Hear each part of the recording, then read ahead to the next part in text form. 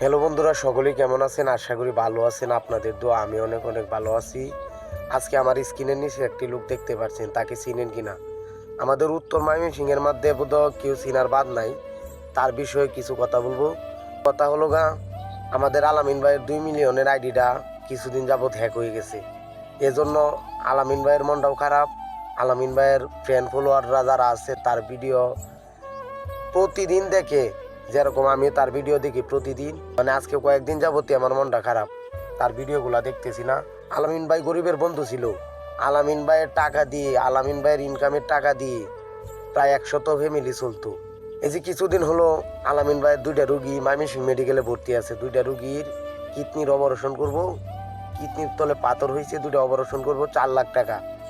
সেই রুগীটিরে সুস্থ করব 4 লাখ টাকা দিয়ে। কিন্তু দুঃখের বিষয়, আলামিন ভাইয়ের আইডিটা কিছুদিন যাবৎ হইলো হ্যাক হয়ে গেছে।